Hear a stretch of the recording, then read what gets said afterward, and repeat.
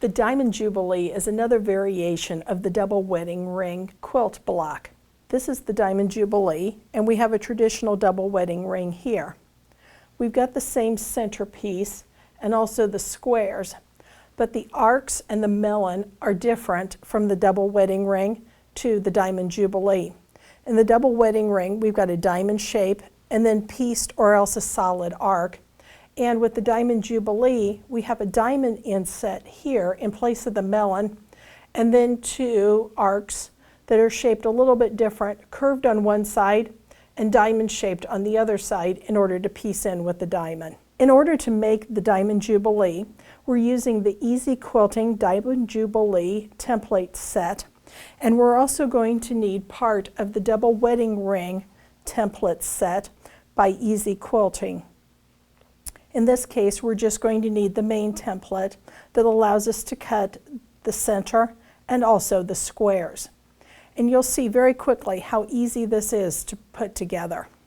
We're going to go ahead and start showing now how to cut and lay out the Diamond Jubilee. To cut the center of the Diamond Jubilee is the same as cutting the center for a double wedding ring.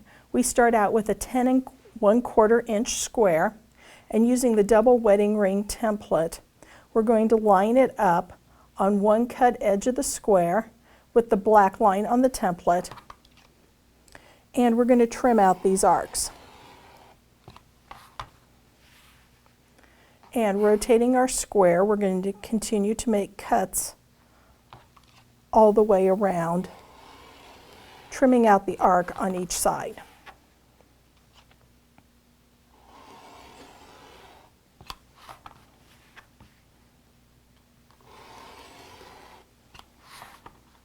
When we finish, we'll end up with our center square looking like this, where we've got all 4 arcs trimmed out. Next, we're going to cut the squares that go at the corners. And in order to do that, we're using a 2 9/16 inch fabric strip that I've pre-cut. I folded this in half, and in order to cut the squares, we're going to use the double wedding ring template and line up with the black lines on the cut edge of the fabric, and then trim it off. And that will give us 2 squares easily and accurately cut. Next, we're going to cut our diamond shapes. Start out with a pre-cut strip, and using the diamond template, we'll be able to line up both sides and holding it in place, trimming off one side and trimming the tip. And then I'm going to rotate the fabric in the block so that it's easy for me to cut the other side. We'll trim off that tip and then finish out the other long cut.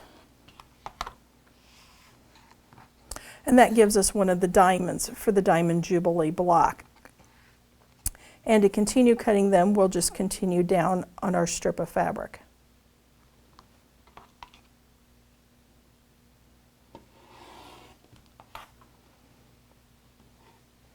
And trimming off those corner tips on both sides. And that gives us quick and easy cutting of our diamond pieces. And the only thing that is left is cutting the other arc on the Diamond Jubilee. The template that we're using for this is the arc template, and I'm going to go ahead and cut 2 at the same time by having my fabric folded in half. We want to do that so that we end up with mirror images or reverses of this particular pattern, where we'll have one cut with it right side up, and then the mirror image or the reverse cut with it face down. And by folding our fabric with one side down and one side up, we're able to get that cut really easily. Going to line up with one edge that is already cut.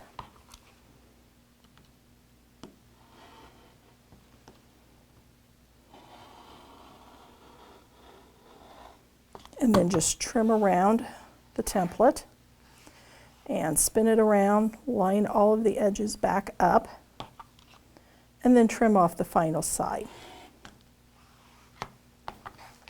And when we open this up, we'll have two of the arcs cut, but they are going to be reverse or mirror images of each other, cut from the same template. Next, let's go ahead and see how all of these lay out and go together to form the Diamond Jubilee.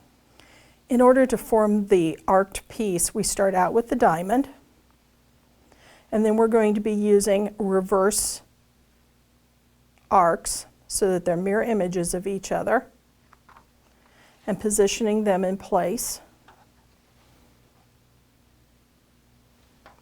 And then finally putting in our squares at the corner.